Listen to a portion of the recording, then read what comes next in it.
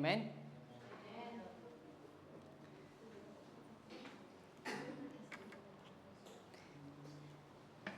Amen po. Hallelujah. Purihin ang Panginoon. So, isang mapagpalang araw po sa ating lahat. Kamusta ang ating mga araw? Mainit na, no? Mayumid na. Ito na yung simula ng pinakaantay nating panahon. Na kung saan mas pipiliin mo pang maglagi sa bahay kaysa sa lumabas. Kaya lang wala eh. Kailangan natin lumabas kasi kailangan natin magtrabaho. Ito rin yung panahon na kakatapos mo lang maligo, paglabas mo ng bahay, naliligo ka ulit sa pawis. So, welcome. Welcome yung summertime. Simula pa lang po. At sa pagdaan ng mga araw, patindi ang humid na maramdaman natin. Ganun pa man po, sa araw na dadaan na patindi ng patindi ang sikat ng araw, patindi ng patindi ang init, patindi ng patindi ang humid, dapat ganun din po ang ating mga puso. Sa bawat araw na dadaan, yung pagkaasam natin sa salita ng Diyos, dapat patindi rin ang patindi. Amen. Yung kagalakan natin sa pagsiserve sa ating Panginoon, dapat patindi rin ang patindi. Amen po? Amen. Hallelujah. So, simula po nung nakaraang buwan, we are using po yung Book of Wikichurch written by Steve Morel. Ito po yung material na ginagamit natin sa ating pong preaching starting last month. And we have completed po the first cycle, which is engage. Yan po yung theme, topic po nung nakaraang buwan. And the first week po, Kuya Paul preached about obey to engage. On the second week po, Kuya Sabi preached about the power to engage. On the third week po, I preach a reliable helper to engage. On fourth week po, Kuya Sabi preach engage despite of hardship. And last week, Kuya Paul preached about engage for growth. So this week po, we are going to start for the second cycle, which is establish. So lahat po ng preaching natin is anchored on the theme that we have, establish. And our text po for tonight, our text po for today, will come from the book of 2 Timothy, chapter 3, verses 16 to 17. So may I invite everyone po to stand. And with reverence po, let us read our text, the scripture that God has entrusted on us tonight.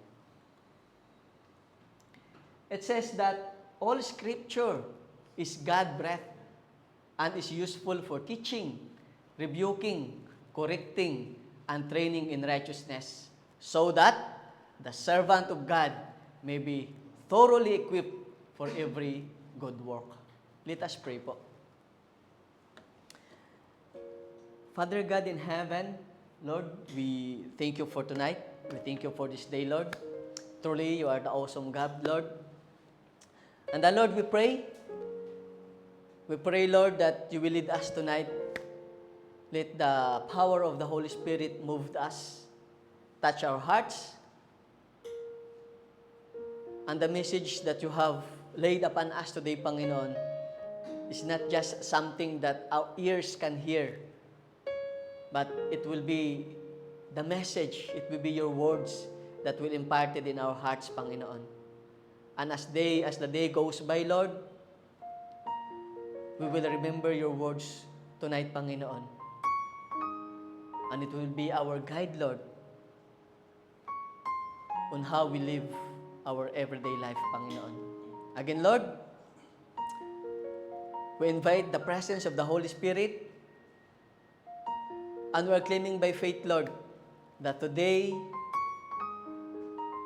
we will declare victory, Lord. We will declare the victory of our worship service for today, Panginoon. Thank you, Lord, for everything. And this is our prayer, Lord, with thanksgiving.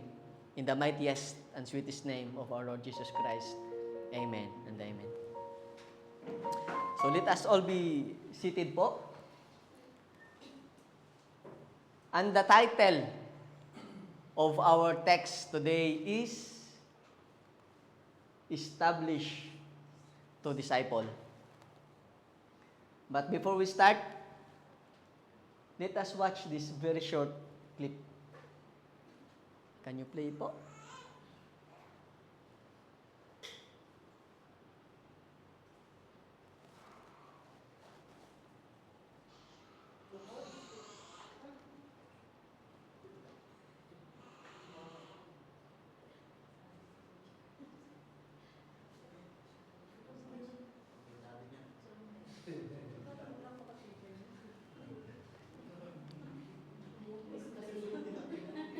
Amen. Gulat kayo, no? Gulat kayo sa video na napanood natin. Maikli lang, pero catchy. So, ano po yung napansin nyo? Ang ganda na ng ano, no? Ang ganda na ng paggawa nila. Focus sila sa ginagawa nila. On that video po, failure happened. Meron pong failure na nangyari. And there might be two possible reasons why it happened. Kasi po, yung mga workers, kung nakikita nyo kanina, on that video, yung mga workers, they are about to cast a concrete slab. Yung pinakast po nila ito po, it should be a concrete slab. But it collapsed. Kung nag-collapse, habang ginagawa po nila, habang nagbubuhos dapat sila, the concrete slab collapsed. In construction po, there is a called design specification. Design specification, ito po yung guidelines or ito yung codes, principles that needs to be complied in order to construct a structure strongly, correctly, and can stand in a lifespan it is designed to be. Yung mga buildings po kasi, meron po yan siyang specific lifespan. It might be 20 years, 25 years.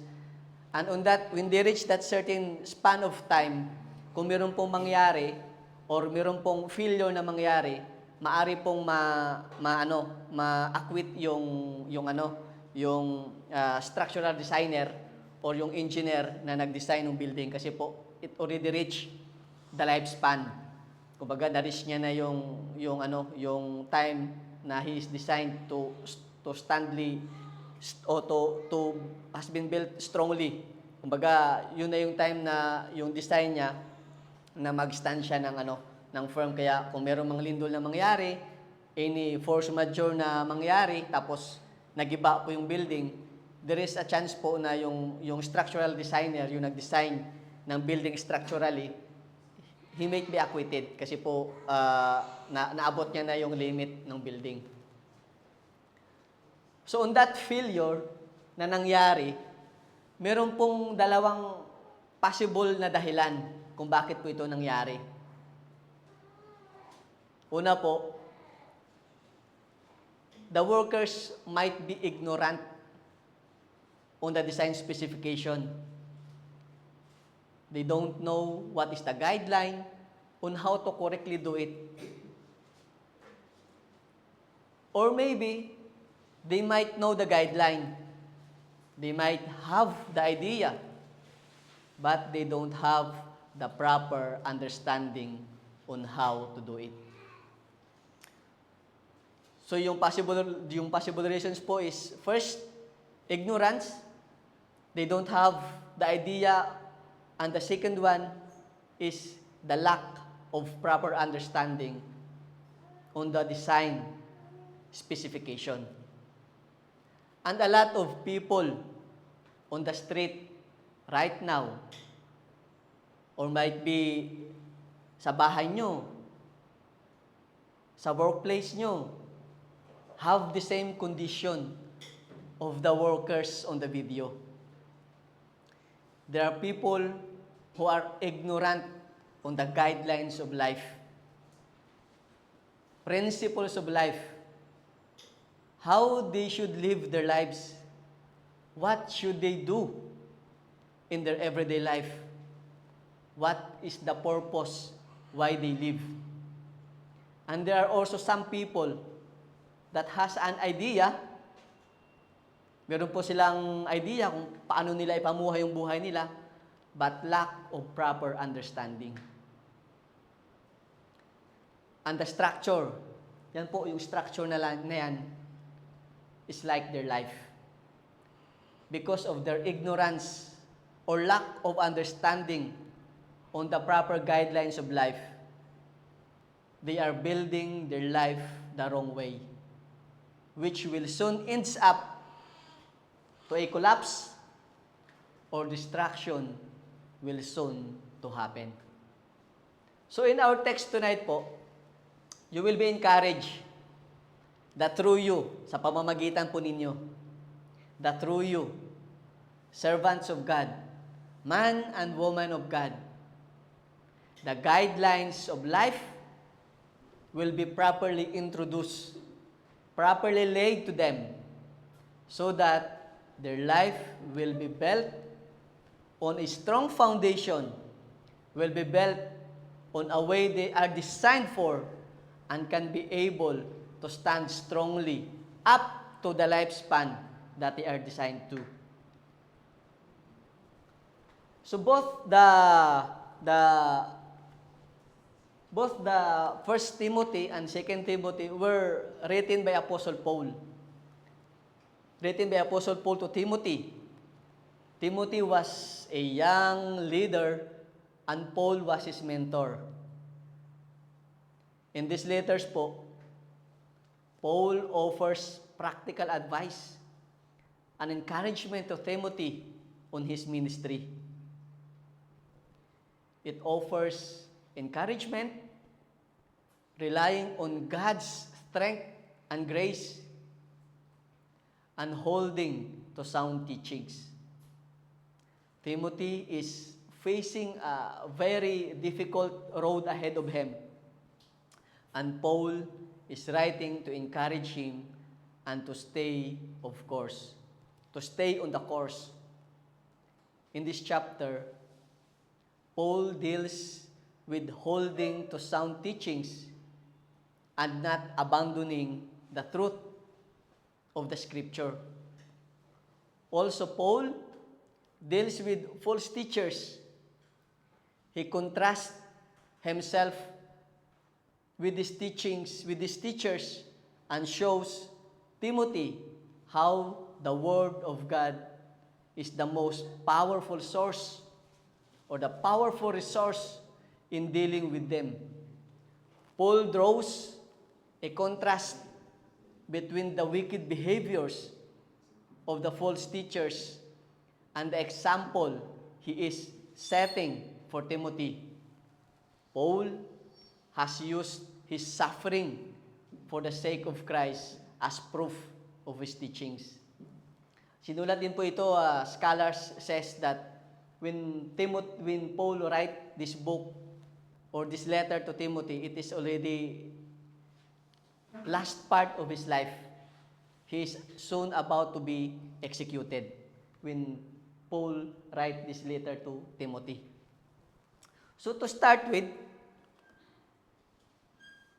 go and make disciples because Your belief have been established by His authority in you. In verse 16. All Scripture is God's breath and is useful for teaching, rebuking, correcting, and training in righteousness. All Scripture is God's breath. Since God is omnipresent, present everywhere, omniscient, all-knowing God, omnipotent, all-powerful God. Therefore, His words is the final authority. When He speaks with final authority. That is why Apostle Paul is encouraging Timothy to hold on and continue to what he have learned and have become convinced of. And how from infancy, from being a baby Christian, he have known the Holy Scriptures, which are able to make him wise for salvation through faith in Christ Jesus. Paul also warns Timothy that terrible times will come, that people will be lovers of pleasure rather than lovers of God, because of the false teachers and false prophets deceiving and being deceived are imputing wrong teachings to them. Apostle Paul encourage Timothy. He is encouraging Timothy that all Scriptures where his faith, his belief has been established is from the authority of God. All Scriptures referring to Old Testament and New Testament, even at the time when Paul write this letter to Timothy, the New Testament is not yet complete, but the same is applicable to it. Both Old Testaments and New Testaments are God breath, the final authority from God. All scriptures were written by different authors. Iba-iba po yung authors, iba-iba po yung writers. In different times, magkakaiba po ng panahon. Yung iba po, napakalaki yung span ng sinulat. Different ways of writings. Different settings.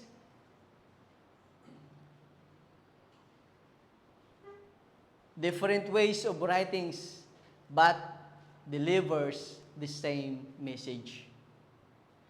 The message is the redeeming and restoring plan of God for His fallen creation by fulfilling His covenant promises and command through the glorious person and atoning work of Christ Jesus. These writers might be the one who penned. Sila po yung nagsulat. Sila yung sumulat. But because of the consistency of the message, because of yung credibility of the message, it proves that there is a divine revelation, a divine author behind it, and a divine source of the words penned by those authors.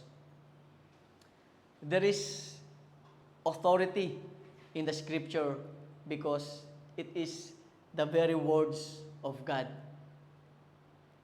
It is breathed out by God. The breath of God has the power to bring life.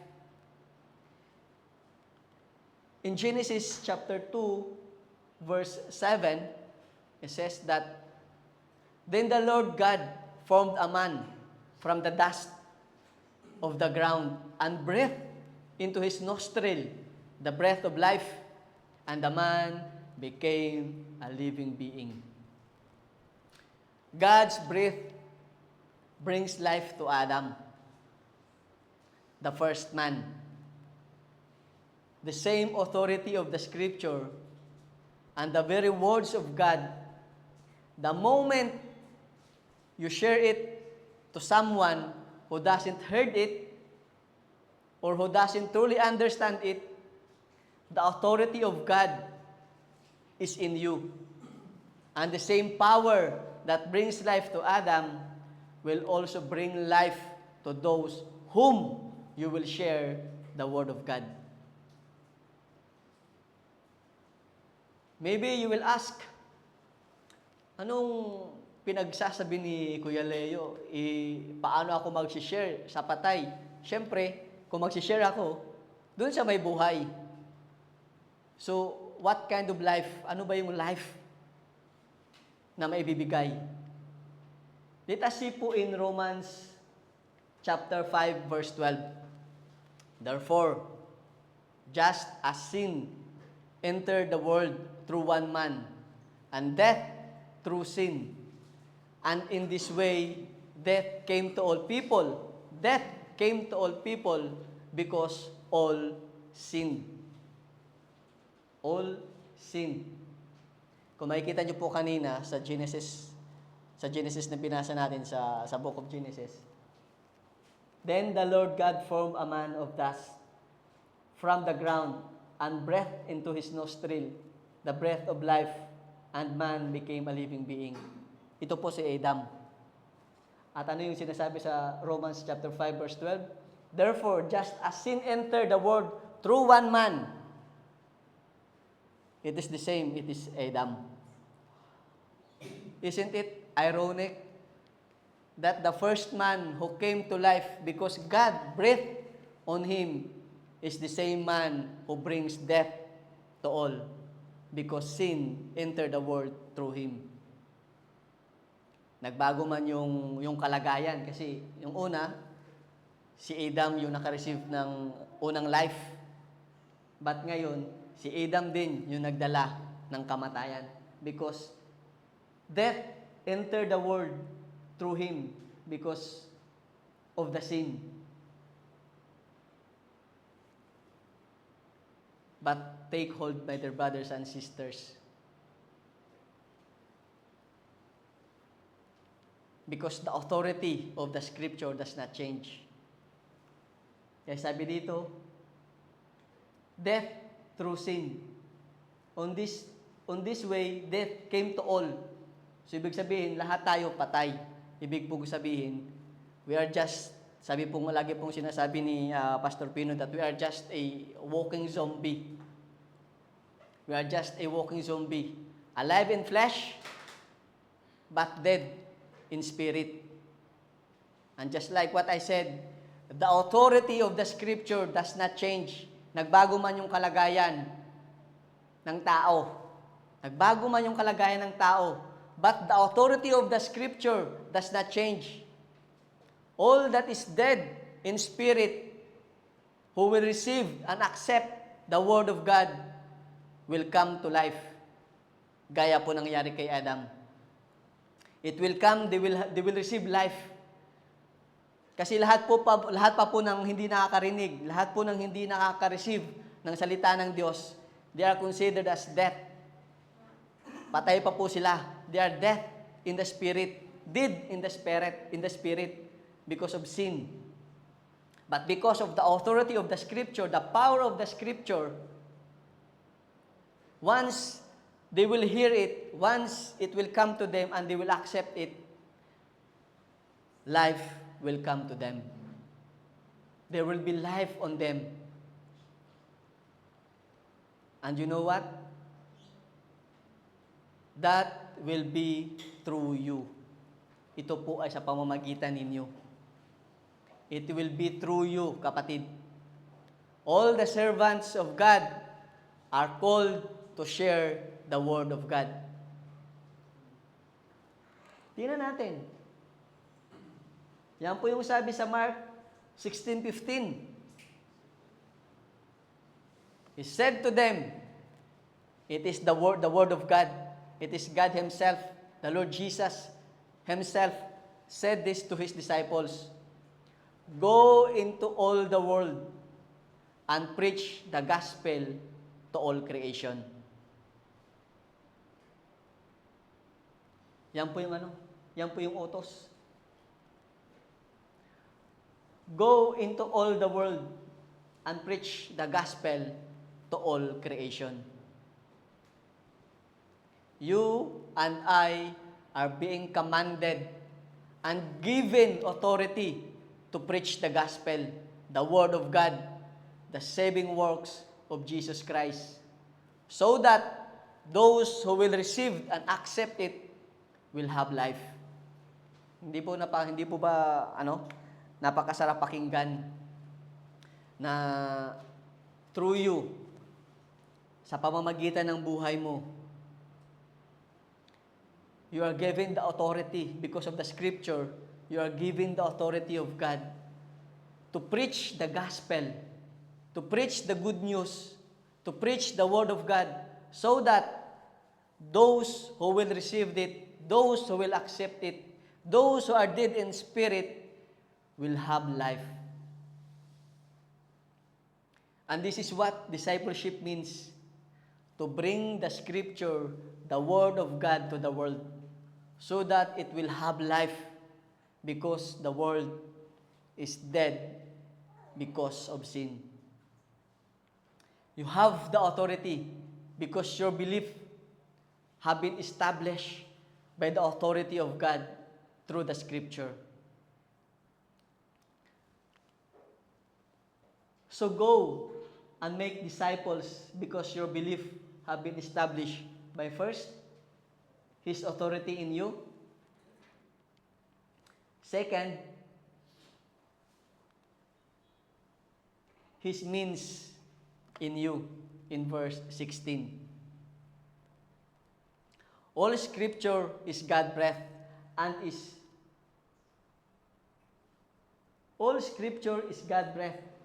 is useful for teaching, rebuking, correcting, and training in righteousness.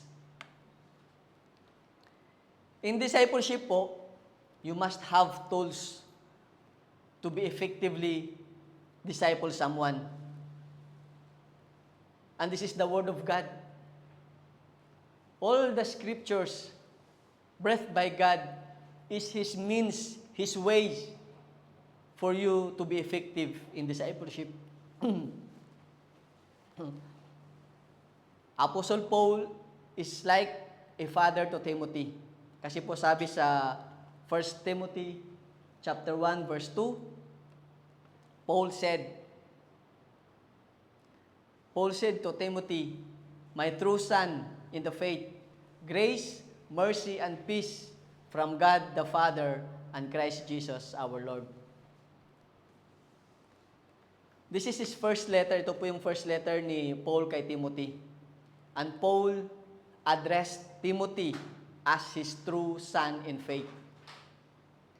The relationship between Paul and Timothy is more than just a shepherd and a disciple. And in this time of writing po, Paul is passing the torch.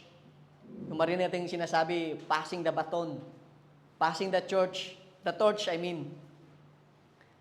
Paul is passing the torch to Timothy.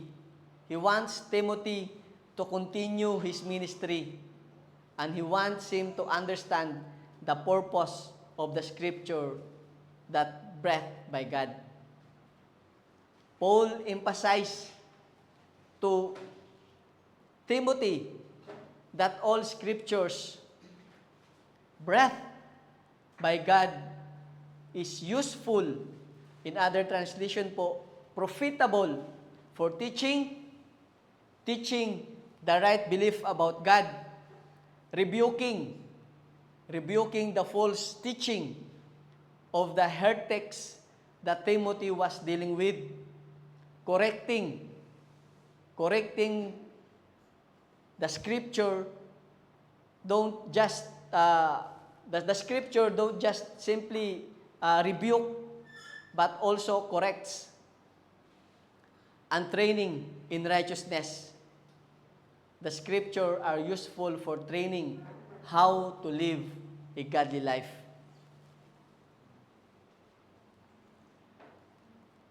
The scripture, the Word of God, the Bible, is the means of God to teach you. Ano ba yung mga tinuturo? Nagbibinata po, pasensya na.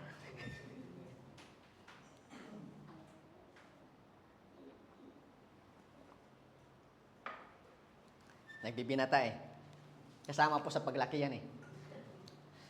So, to continue with po, the scripture, the Word of God, the Bible, is the means, the ways of God to teach you. Pero ano po ba yung tinuturo? What does the Bible teaches us? The Bible teaches us of who God is. So let us support that.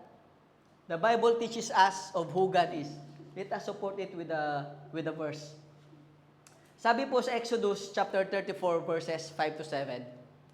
Then the Lord came down in the cloud and stood there with him and proclaimed his name, the Lord, and he passed in front of Moses. In front of, sorry, I was lost. In front of Moses, proclaiming, the Lord, the compassionate and gracious God, slow to anger, abounding in love and faithfulness, maintaining love to thousands, and forgiving wickedness, rebellion, and sin. Yet, he does not leave the guilty unpunished. He punishes the children and their children for the sin of the parents to the third and fourth generation. This is the encounter of Moses with God in Mount Sinai. Ito po yung time na nireveal ng Panginoon yung commandments po. So this is the encounter of Moses with God in Mount Sinai. In this text, it describes God is as a compassionate God, slow to anger, a loving and faithful God, a forgiving God, and a just God. This is how the Bible tells us who God is. God is a compassionate God, a gracious God, slow to anger, abounding in love and faithfulness, forgiving wickedness, rebellion, and sin. Yet, He punishes the children and their children for the sin. He is compassionate, forgiving, but just God. Ano pa po ba yung tinuturo sa atin ng salita ng Diyos? The Bible teaches you of who you are. Tinuturo din po ng Bible kung sino ka. Tingnan nga natin kung sino nga ba tayo. Let's support it in Genesis chapter 1 verse 26. Then God said, "Let us make mankind in our image, in our likeness, so that they may rule over the fish in the sea, and the birds in the sky, over the livestock, and all the wild animals, and over all the creators that moves along the ground." Yan po ikaw. You are created by God in His own image and likeness. Meron po nagsasabing merong term na tinatawag na, putok sa buho ba yun? Yung mga unwanted na ipinanganak. Hindi po yung totoo. Because God created you. Hindi ka puputok sa buho. Merong mga sinasabing unwanted pregnancy o hindi sinasadya na ipanganak ka. No. God has His own perfect time. God created you. Meron din pong sinasabi na ito lang ako eh. Masyadong minamaliit yung sarili. No. God created you in His own image and likeness. The one who created you is the King of Kings and the Lord of Lords. That is the one who created you. So, hindi ka lang po isang ordinaryong tao. You are a children of God. Because God created you. Hindi ka lang basta ginawa ng Diyos. God created you in His own image and likeness. That's how precious you are in the eyes of God.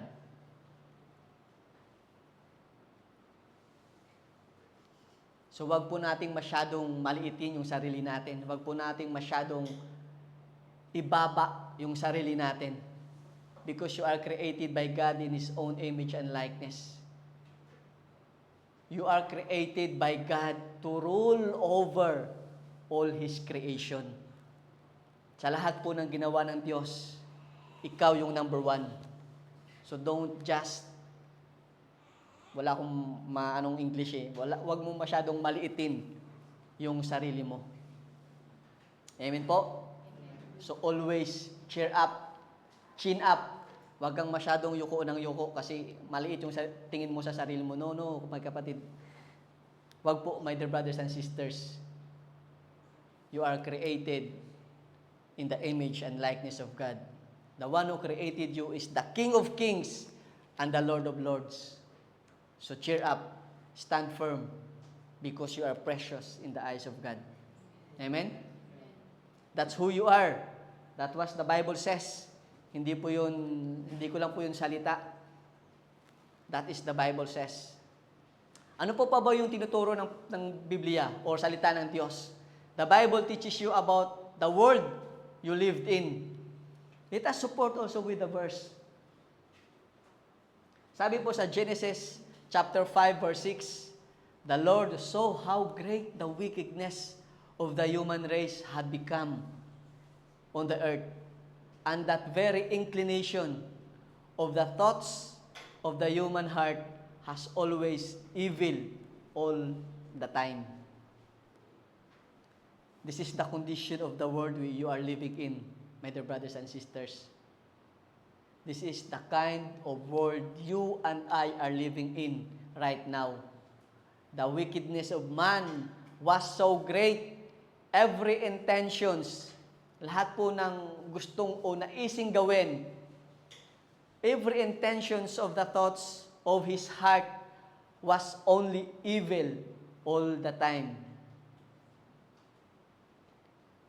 And because the world is so wicked, so sinful, it needs to be redeemed. And the Bible teaches you about the redemption plan of God. Let us support also.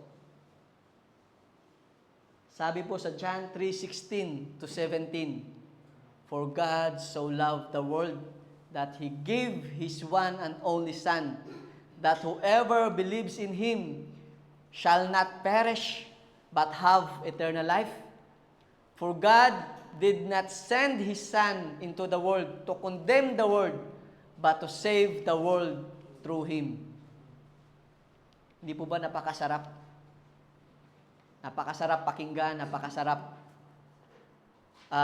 isipin, napakasarap tanggapin that the love of God to the world, the love of God for you is so great compared to the sin that you have did and compared to the sin that you are going to do. The love of God is so great compared to how sinful you are.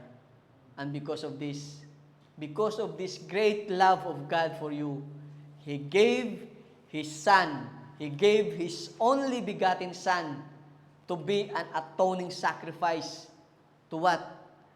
to redeem you, to save you. This is the redemption plan of God for His fallen creation. This is what the Bible teaches us. Also, the Bible teaches you about your purpose. Hindi ka lang po ipinanganak dito, hindi ka lang po pinanganak o hindi ka lang po ginawa ng Diyos para maging ano niya lang, yung kumbaga, di ba meron sa mga puppet show na basta lang ginawa, just for nothing. You are created by God in His own image and likeness because you have a purpose. So ano po ba yung purpose natin? Ano po ba yung purpose natin? Tingnan po natin sa salita ng Diyos. Sabi po sa Psalm 156, chapter 150 verse 6, let everything that has breath praise the Lord. Praise the Lord. Let everything that has breath praise the Lord. Do you have breath, my dear brothers and sisters? Amen. You have breath. You are alive. And since you have breath, since you are alive, you are designed to praise the Lord. Let everything that has breath praise the Lord. This is what you need to do.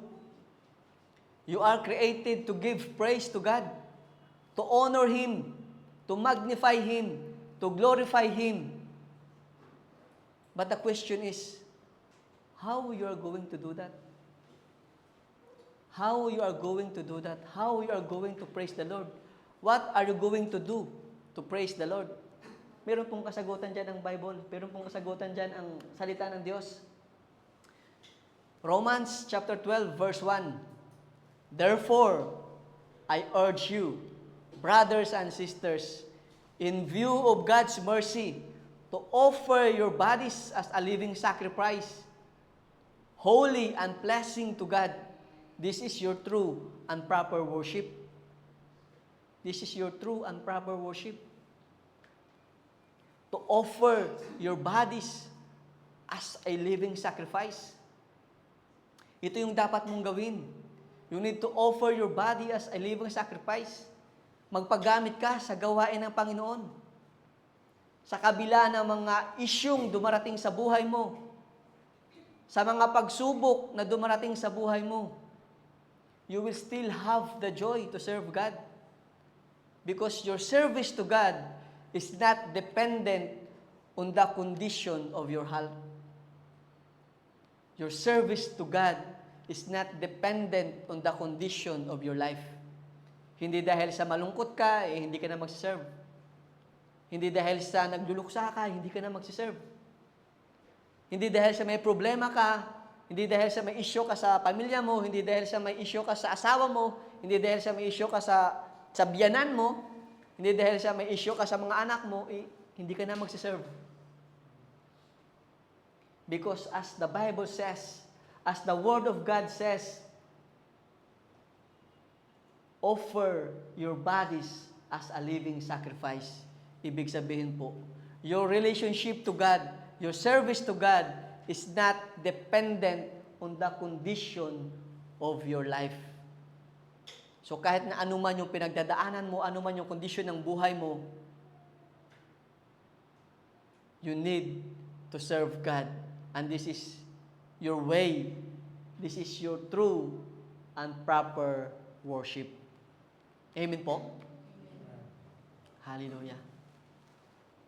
Even your personal issues in life, the Bible, the Scripture, the Word of God has answers to it. The Scripture, the Word of God has the answer to every issues that we have in life. The Scripture, the Word of God, the Bible is the means of God to teach you. Yun po yung una kanina, to teach you. Yung pangalawa po, the Scripture, the Word of God, the Bible is the means of God, the ways of God to rebuke you. In other translation po, to reproof. The Scripture rebukes false teachings, mga maling katuruan na binabahagi sa iyo. and it also exposes your sins. Sabi po sa Hebrew chapter 4 verse 12, "For the word of God is alive and active, sharper than any double-edged sword. It penetrates even to dividing soul and spirit, joints and marrow. It judges the thoughts and attitudes of the heart." So, imagine niyo po, imagine yung mansanas, hinati mo gamit ang isang kutsilyo. Di ba, makikita mo ang pinakalaman nito? Mula sa balat, hanggang sa laman, hanggang sa buto. This is what the Bible, the Scripture, the Word of God can do also. It can cut through as many layers as necessary in order to reach the deepest, most secret part of your being, your heart and mind. And it will show you what is in there. Yan po yung ginagawa ng salita ng Diyos. It will reveal what is truly inside your heart and mind. Wala po tayong matatagong sikreto sa ating Panginoon. And the Word of God, since it is alive, the Word of God is alive and active. Since it is alive, it will expose the deepest secret that you have.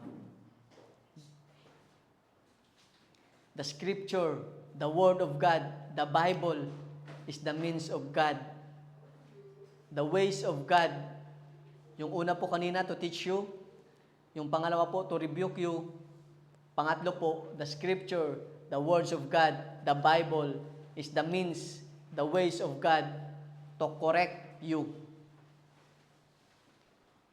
It doesn't just focus on exposing what is wrong and just silent on what is right. The Bible also corrects you. Also exposes what is the correct. Because many believes that they are righteous and their righteousness merits them to reach the kingdom of God. But the Scripture says in Romans chapter 3 verse 10, as the Scripture says, no one is righteous, not even one. No one is righteous, not even one. Kasi this is the truth po. Many are claiming that they are righteous. Mabuti naman akong tao. Wala akong inagabayado. Wala akong sinasaktan.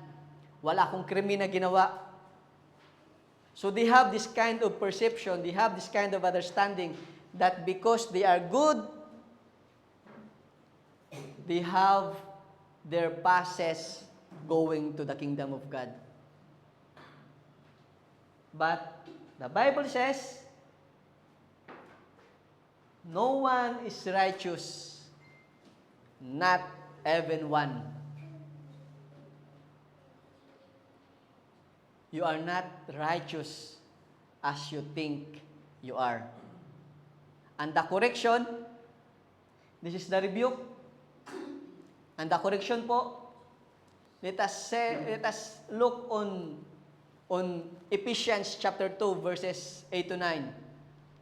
For it is by the grace you have been saved through faith. And this is not from yourselves, it is the gift of God. Not by works, so that no one can boast. This is the correction. This is how the Word of God corrects us. If your thoughts that you are good, that your good works can save you, that your good works is your passes to reach the kingdom of God, then you're wrong. Because it is by the grace of God that you have been saved through faith in Christ Jesus.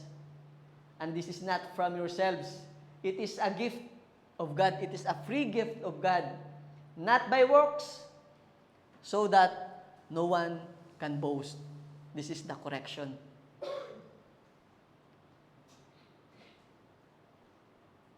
We are being corrected by our wrong perception that we are so good, we are good enough to reach the kingdom of God. And it is also said in John 14:6, we are so familiar of this verse. Jesus answered, I am the way, the truth, and the life. No one comes to the Father except through me. It is through faith in Christ Jesus you reach the kingdom of God. Hindi sa kung anumang paraan, hindi sa anumang klaseng pamamaraan na naiisip mong gawin. It is through faith in Christ you will reach the kingdom of God, not by your own good works, because Christ is the only way, the truth, and the life, and He is the only way, and it is only through Him you can come to the Father. Kasi mayroon pong paniniwala na sa panahon ng pag-aayuno, na kung saan man po tayo, ito kasi yung paniniwala nila sa lugar o sa bansa na kinaroonan natin, nasa time po ng pag-aayuno nila, sa time na gumagawa sila ng mabuti, if they will die on that time, they are straight to heaven. That's their perception, that's their belief. But this is the correction of the Bible. It is through Jesus. Jesus is the only way, the truth, and the life. No one comes to the Father except through Him. So kanina po, the Scripture teaches us, the Scripture rebukes us, the Scripture corrects us, and the fourth one po, the Scriptures, the Word of God, the Bible is the means, the ways of God to train you to live a righteous life. So una po, tinuturoan tayo, nire-rebuke tayo, kinokorek tayo, tapos ngayon, tinitrain tayo. Train to live a righteous life. The Scripture, by its teaching, rebuking, and correcting, trains us to live in righteous life. Sabi po sa Philippians chapter 4, verses 8 to 9, finally, brothers and sisters, whatever is true, whatever is noble, whatever is right, whatever is pure, whatever is lovely, whatever is admirable, if anything is excellent or praiseworthy, think about such things. Whatever you have learned or received or heard from me or seen in me, put it into practice, and the God of peace will be with you. This is how the Word of God trains us. Whatever is true, noble, right, pure, lovely, admirable, excellent, and praiseworthy, think about such thing. Ito po yung dapat nating gawin. It is our guideline. This is our guideline. This is our principles in life. Ito po yung dapat nating gawin. This is what is our training. Ito po yung dapat na pinapamuhay natin. So your belief must be established in the Scripture. This is the way, the means of God in you for you to have effective tools in discipleship. So, go and make disciples because your belief had been established by first, His authority, second, His means in you, Third, His ability in you, in verse 17. So that the servant of God may be thoroughly equipped for every good works, having the right understanding about the Scripture and applying it into your life, it will develop the ability that God had given you to be effective in making disciples. It is not your own ability, but it's God's ability through you that makes you effective in making disciples. Sinabi po ni Apostle Paul kay Timothy about the purpose for which God intended the Scripture to be useful. Paul tells Timothy that all of these uses for Scripture serve one chief purpose, so that the servant of God, in other translation po, the man of God, may be thoroughly equipped for every good work, to be mature in doing the work of the ministry. This means that the Scriptures enables the servant of God to be capable of doing God's work. Sa mainit po na panahon natin ngayon, madaling masira po yung AC, tama po ba? So, pag nasira yung AC, siyempre magko-complain tayo, magre-raise tayo ng complaint, tapos, siyempre, darating yung maintenance. Pagdating ng maintenance, wala itong daladalang gamit. Tapos sasabihin sa'yo, I am here to fix the AC. Wala siyang dalang gamit. He doesn't have any tools. He will just knock on your door, and then he will say, I am here to fix the AC. My dear brothers and sisters, do you think without the equipment he needs, he can able to fix the AC? Correct. See? From a mind of a child, the answer is no. Absolutely not. Why? Because he is not equipped to do the job.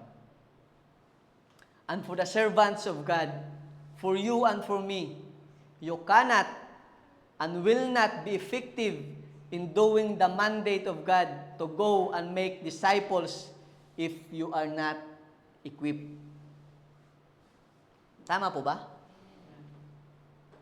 Sabi po sa Romans chapter 12, verse 2, do not conform to the pattern of this world, but be transformed by the renewing of your mind.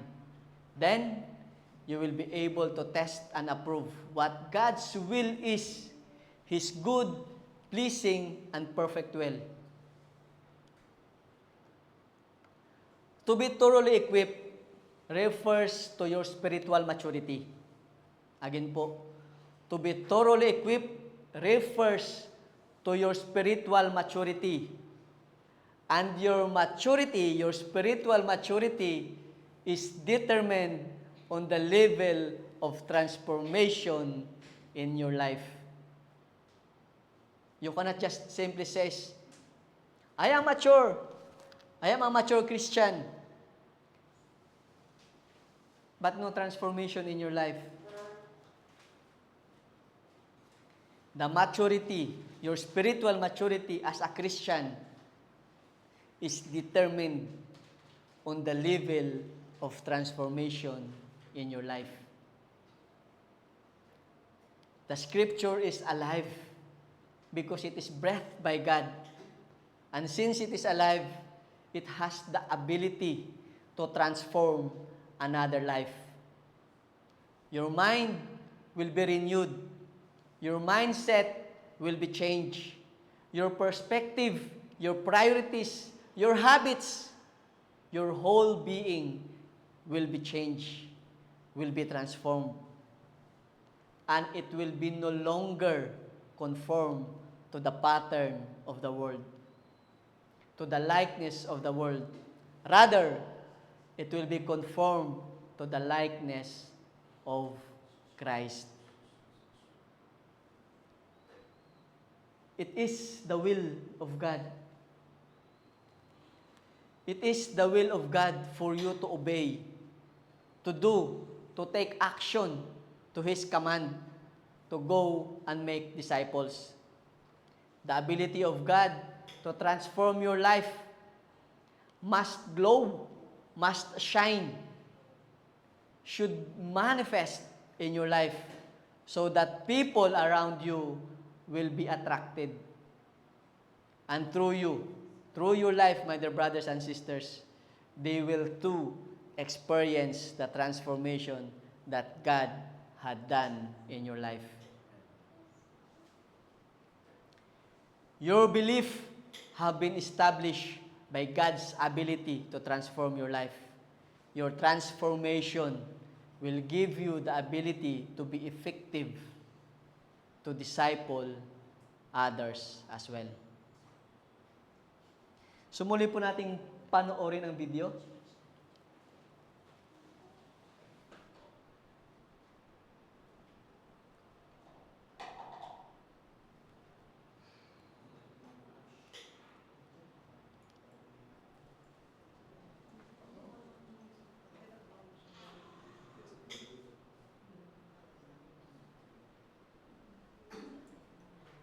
Amen.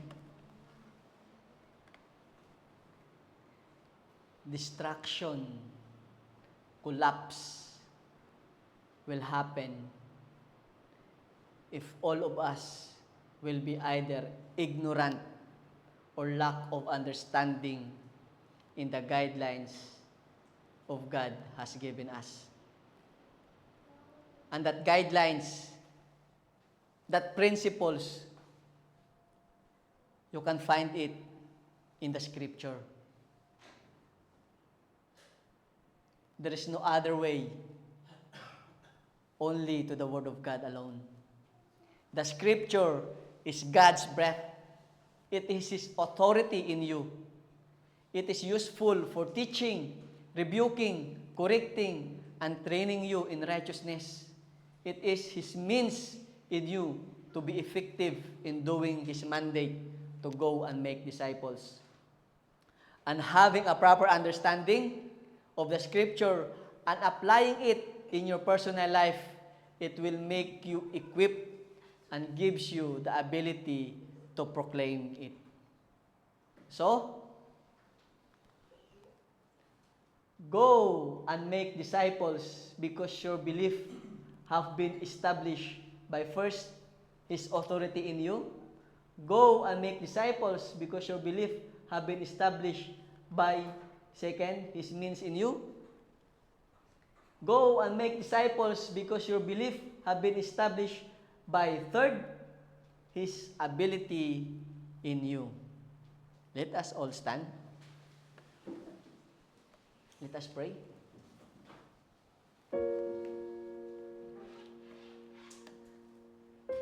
Hallelujah, Lord.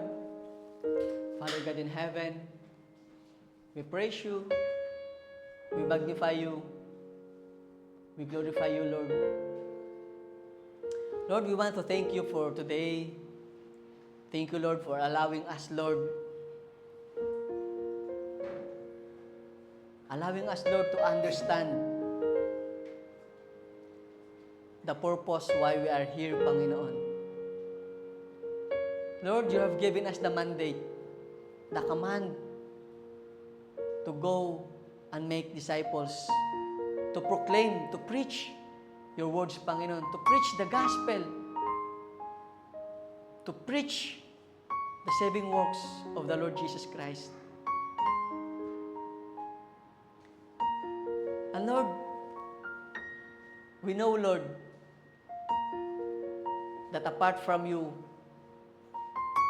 we cannot and we will not able to do it, Lord. But because of your words, Panginoon, because of the Scripture, Lord, because the word that comes from you, Lord, breathed by you, Panginoon, gives us the authority. It gives us the way, Lord, and gives us the ability to go and make disciples.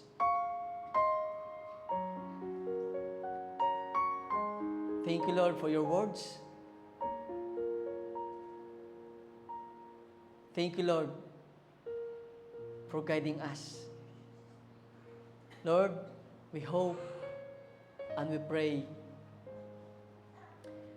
that in our journey, Lord,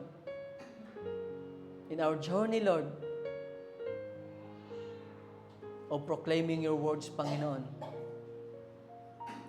we may be able to always offer our life, Lord.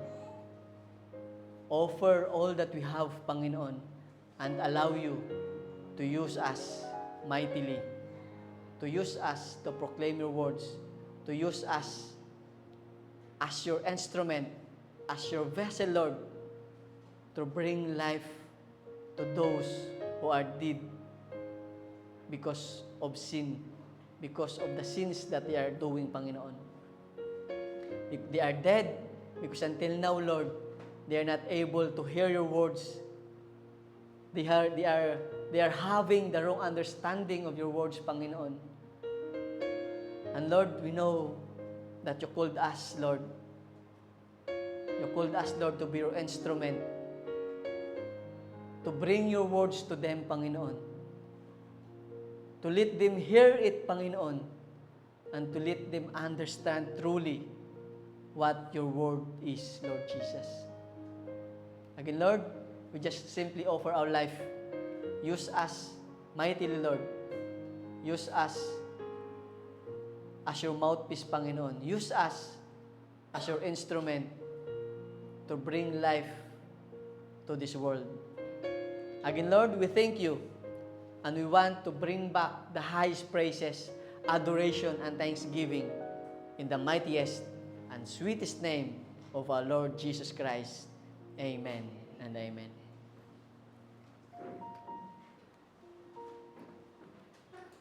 So let's finish it po with, and allow me to release the blessing. The Lord bless you and keep you. The Lord make His face to shine upon you and be gracious to you.